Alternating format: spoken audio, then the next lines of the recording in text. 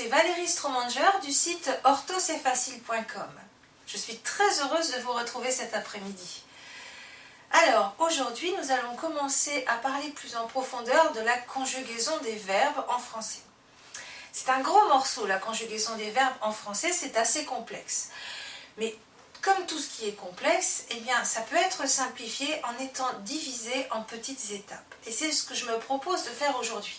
Aujourd'hui, on va simplement s'intéresser à identifier le groupe d'un verbe.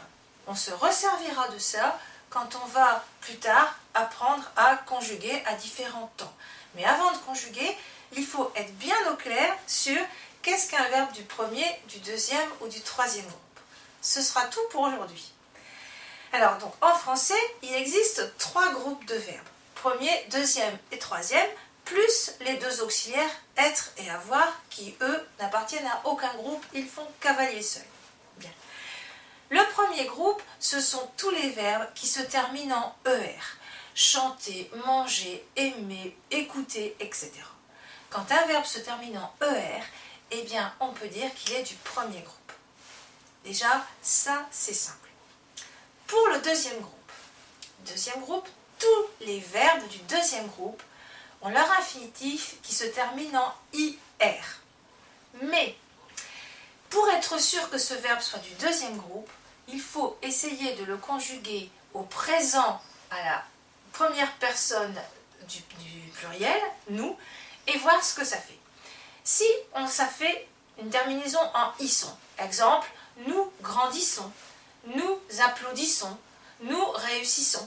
Si ça se termine en isson, eh bien c'est un verbe du deuxième groupe.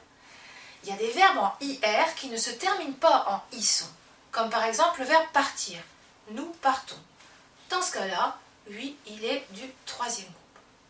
Et puis le troisième groupe, c'est très simple, ce sont tous les verbes qui restent. Alors il y en a beaucoup et de toutes les sortes. Des verbes en IRE, comme lire, comme écrire, les verbes voir, pouvoir, etc., etc. Les verbes en DRE, comme prendre, attendre.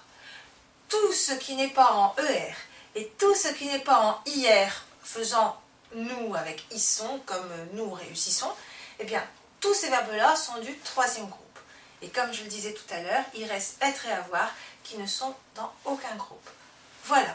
Donc, on n'a rien appris à écrire aujourd'hui, on a juste appris à analyser un peu le verbe, à trouver son groupe, et ça, on va en avoir besoin lorsque nous allons conjuguer des temps un petit peu plus tard. Voilà, j'espère que c'est clair pour vous. Si vous avez bien compris et si ça vous a plu, n'hésitez pas à cliquer sur j'aime et à partager. Je vous adresse comme d'habitude mes pensées les plus fraternelles. Je vous remercie beaucoup de votre fidélité.